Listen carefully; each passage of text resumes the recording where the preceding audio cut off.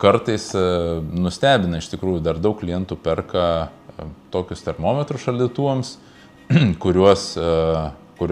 kuriais matuoja temperatūrą, o rodmenis fiksuoja į žurnalą, surašinėja ranka, sakykime, pagal tam tikrus reikalavimus, ar kas kelias valandas, ar vieną kartą per dieną, ar 2 kartus per dieną. Ir tai yra laiko imlus darbas, galima klaidų padaryti, žodžiu, visapusiškai sudėtinga.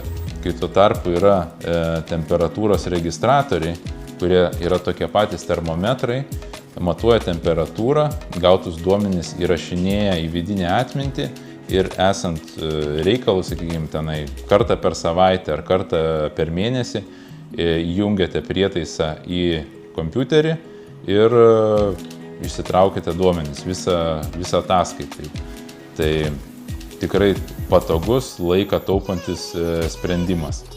Šiam prietaisui taip pat atliekama metrologinė patikra kaip ir įprastiems termometrams, tad jeigu ieškote išmanių, metrologiškai patikrintų kokybiškų prietaisų, užsukite į ekorner.lt ir susisiekime. Tikrai padėsime rasti geriausią sprendimą.